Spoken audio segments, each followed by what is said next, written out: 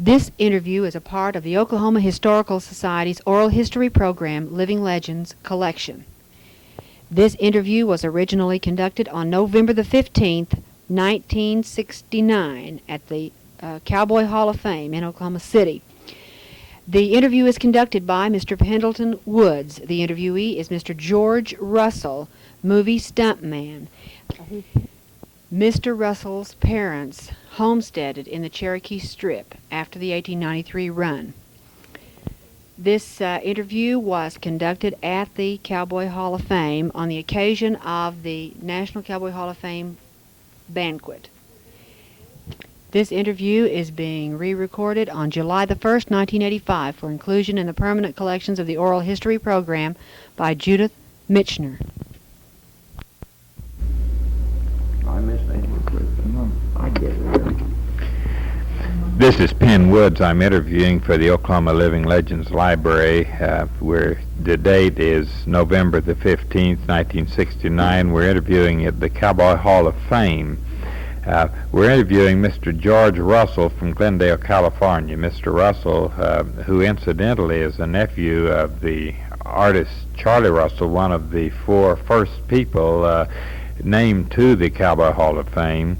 Mr. Russell himself is a cowboy of long standing and a cowboy movie actor of long standing with more than 40 movies to his credit. Mr. Russell, I wonder if, in opening up, if you could give us a little bit about your parentage and your early life. Well, in my early life, I was born in Oklahoma, near Bartlesville on the Cherokee Strip.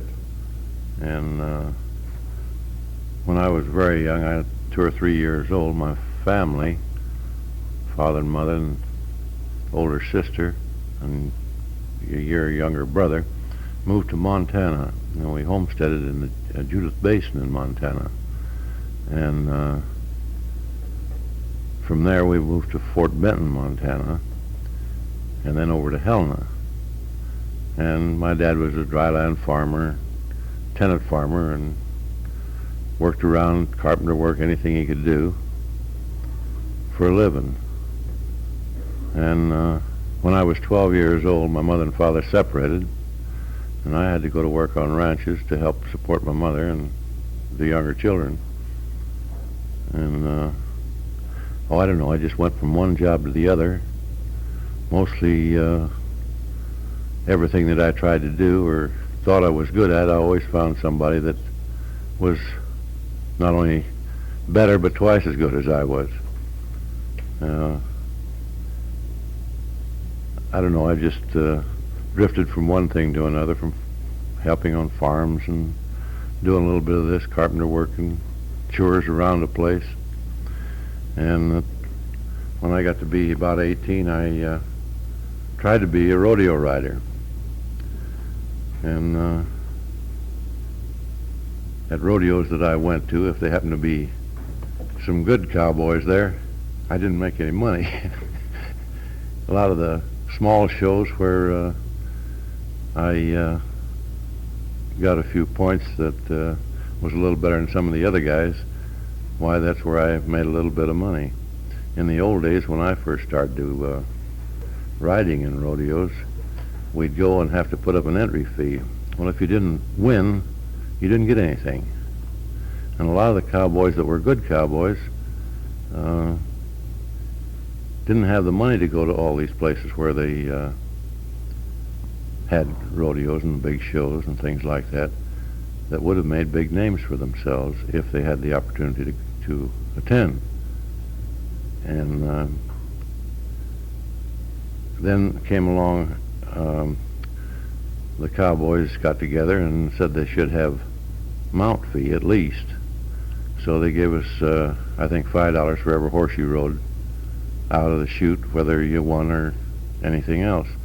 But you still had to put up a $25 entry fee to get into it to start with, to keep all the people out that didn't, wasn't any good at all.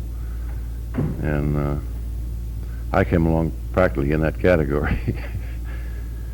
Anyway, I did try for about 5, 6 years, and off and on for 12 years, and then came down to California and went to work as a cowboy extra and stuntman. Now, could you tell us about some of them you won? I understood you won the bronc riding saddle in Madison Square Garden. Second place. I took a second place on a bareback bronc riding in Madison Square Garden, and that was in '29. And shortly after that, in Calgary, Canada, I got hurt in a rodeo up there in Calgary, Canada, and that was about the last of my trying to be a cowboy, a bronc rider in rodeos. Could you tell us any other areas where you were a winner besides the Madison Square Garden? All little shows like Fort Benton, Montana used to put on a little show up there, and one in Missoula and Cheyenne. I won a second or third place up there, and well, offhand, it's just hard to remember. We'll swing back to your Cherokee Strip background just a little bit, and then we'll go to Hollywood. I wonder how long did you live in the Cherokee Strip country in Oklahoma? Well, I was about 3 years old, I think, when my folks moved. So I don't remember anything about it, you know. Do you recall any of the stories that your parents might have told about the Cherokee Strip? Did they make the run in Cherokee Strip? My dad made this run, yes, but I don't know. He never talked too much about that. He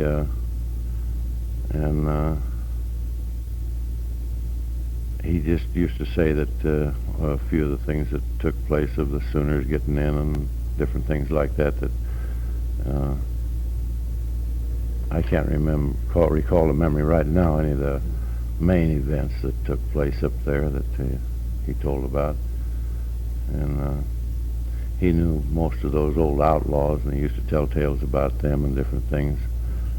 And there were so many different ones. As I say, I can't, on the spur of the moment, bring them to mind. Offhand, do you recall any of these tales that he told?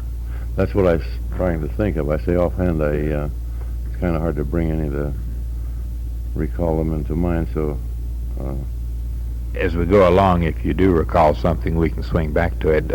Why don't we go to Hollywood and to your movie background and tell us how you got into it, some of the experiences in getting in.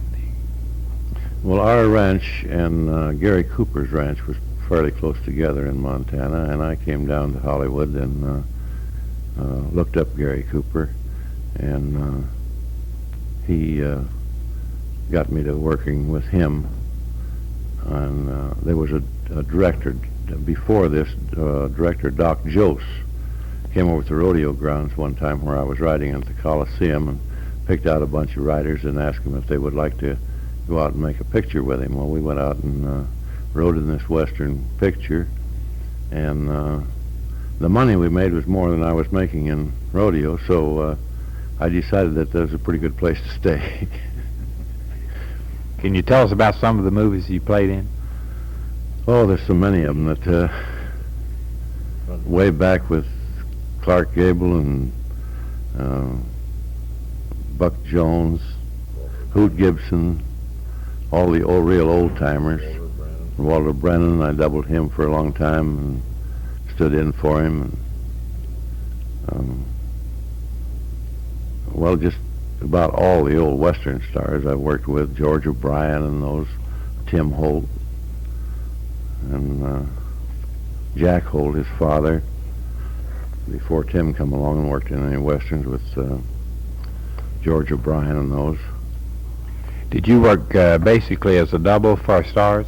Well, a double and extra background, and doubling stars in their fast rides and falls and things like that, where they have supposed to be shot off on a horse or falling horses and things like that. Can you recall offhand any unusual experiences as a double that might be of particular interest? Not too outstanding. There was never anything that was worth talking about, I don't think. I'm sure that very often the star gets credit for the fall or what you might do. As a double, did you ever get a following as a double? Did any of the movie fans ever begin to recognize a double, and did you ever develop a following as a double? I never heard of this being done, or it could have been done in the picture business, but I don't think so, because they make the double look so much like the star, then they wouldn't want them to know that, you know what I mean, that it was the star. Now take John Wayne, for instance. He would have been a star in pictures a long time before he was, because he wanted to do all of his own stunt work. Well, the insurance companies that insure these pictures when they start won't allow a star to do their own stunt work, because if the star gets hurt, the picture's laid up on the shelf and it costs them too much money. And when he made a picture called Stagecoach, that's for the first time I think that he allowed anyone to do his rough work for him, and he became a star overnight, because that was in his contract to start with. How does it feel to watch a movie, or possibly to watch a movie on television, and see the star thrown from a horse, or in some other situation, and realize that it's yourself? Well, I don't know. It didn't affect me any, because I knew it was, you know, what it was, and just let it go at that. I never had any great thrill out of it or anything like that. Did you star in any of the Western movies? No, I never starred in anything. I've held some fairly good parts, but not a star, no. You are, could you name a few of the other movies that you've been in? Just, I realize it's quite a large number, but name some of them that the Western movie stars might, the Western movie fans might recall offhand that you participated in. I can't remember the names of them now. Western movies. I made one years ago with Richard Arlen called Secret Valley, and a lot of cavalry pictures, Khyber Rifle, and The Westerner with Gary Cooper.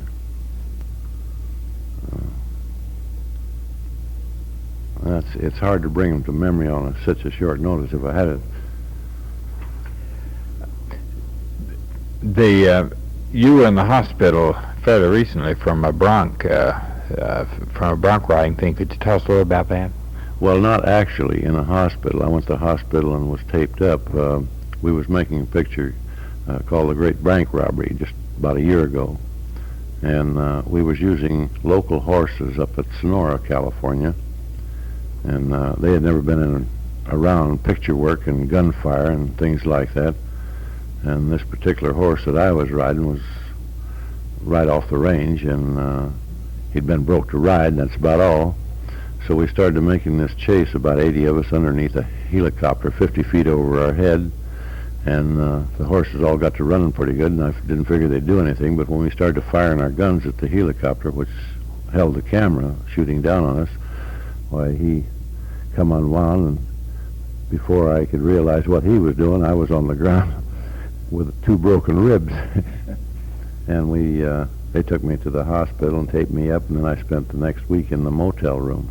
But I wasn't in the hospital. I mean, anytime, not overnight or anything. After a week in the motel, I went back riding again on the picture. How many pictures did you participate in over your career? That would be hard to estimate. In the hundreds, Oh, yes, because so many of the pictures some of them you worked, had a long run of work in them. Others you'd go maybe 2 or 3 days, and some of them 2 hours, and some of them, you never know what you were going to do when you got there till they told you. They give you a call, and they have a background scene. They wanted a bunch of cowboys in a saloon scene, or on a street, or riding in a posse, or and things like that. It's sometimes you'd work in 2 and 3 different pictures in 1 week. I understand you've done some TV films. Could you tell us a little of that?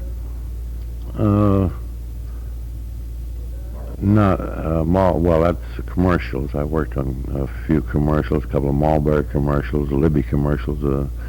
Made a Libby commercial for canned pears, and Yardley's commercial. I don't know what that was for, some kind of cosmetics or something.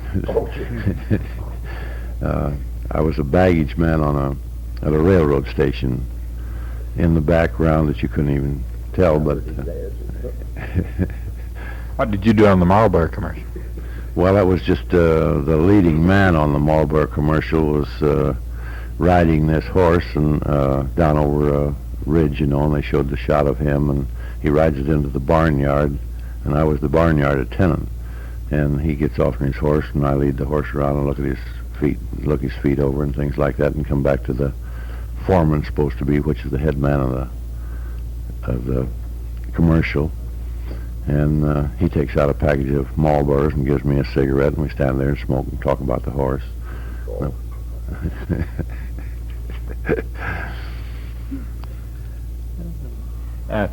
You're a nephew, I understand, of Charlie Russell. I wonder if you could tell us a little about your relationship with him, if you had any close relationship with him, and anything else you might know about him might be of interest. I never had any close relationship with him, no. My folks did when I was real young that I don't remember too much about.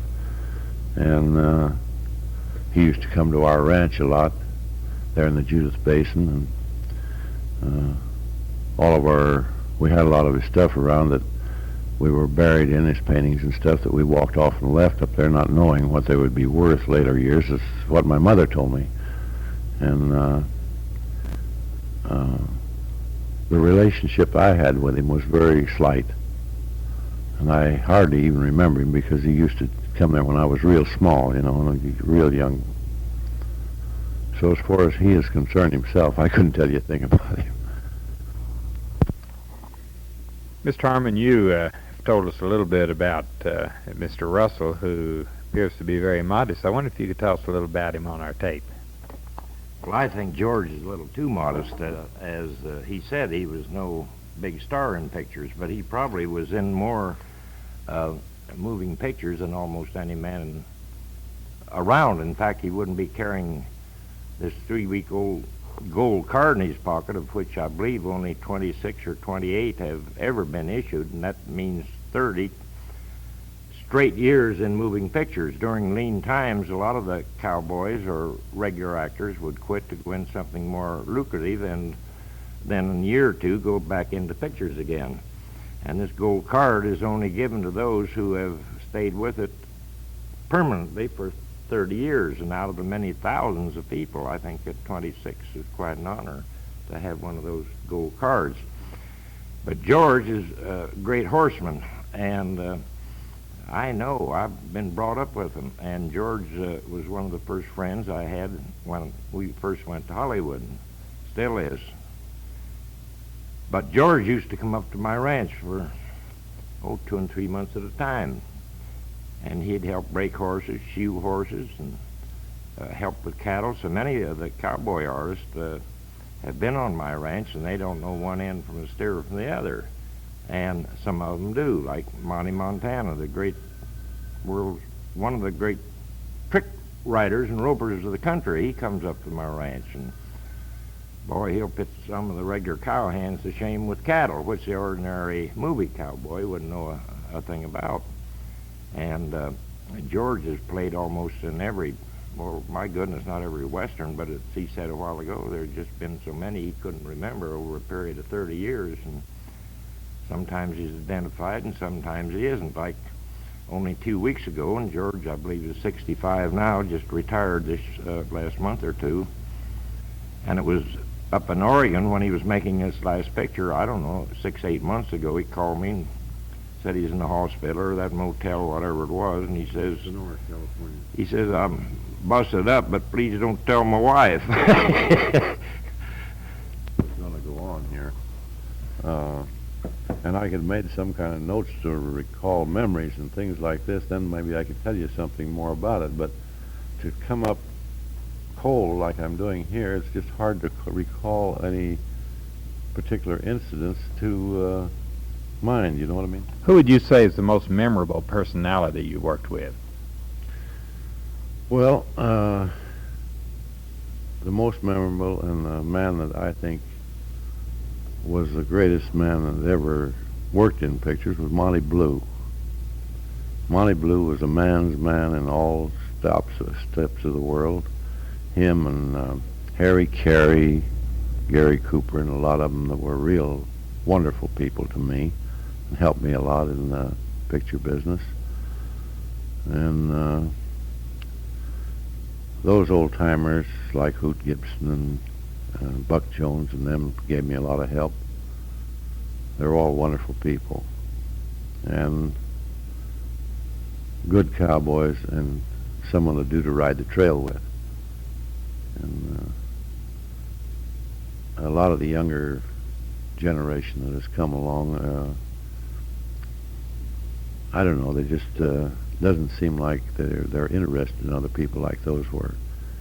They were interested in themselves more than they were people under them and that worked for them and around them. It's hard to recall incidents that I... Tell us about Gary Cooper. Well, Gary Cooper was a man's man and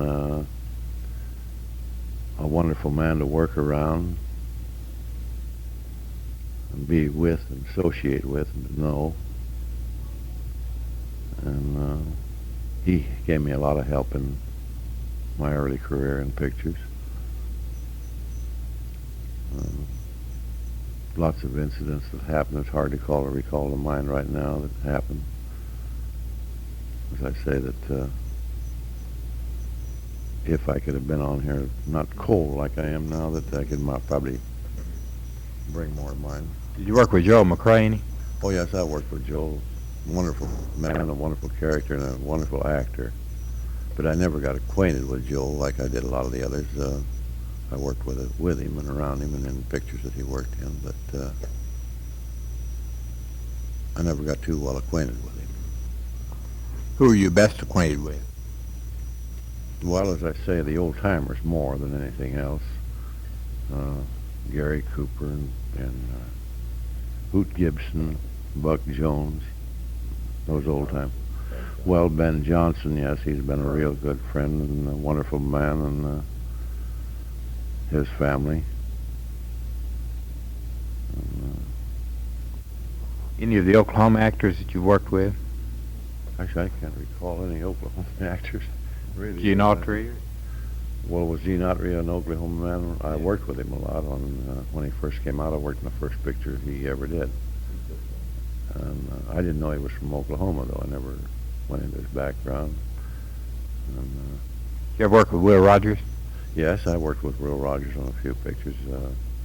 Tell us something about Will Rogers. Well, that's another man that I never got too well acquainted with because when we were working, it was in the scenes and stuff was the only time I'd ever be around him, and never got to talk to him very much. You know, just say hello and things like that. To my feeling and the way he acted on the sets and around, another wonderful character, a wonderful man, a man's world man, as I call him. And Did he have the humor when the screens were not, when the cameras were not on, that he had when they were on? Could you comment on that sort of thing? well, yes, he usually kept the crew and everybody laughing. I mean, always had some little comment to say, and kept good humor on the picture when he was on it, working. And it was a pleasure to work on a picture when he was on it because everybody was always seemed more jolly than a lot of these actors that were too important to talk to the little people, you know. Did you ever dub for Will Rogers? No, I never did double with Rogers. There is no sign-off for this interview. It simply stops, and there is no indication that it is continued on any other Living Legend tape. We've copied this material exactly the way it appears on the Living Legend reel-to-reel master tapes.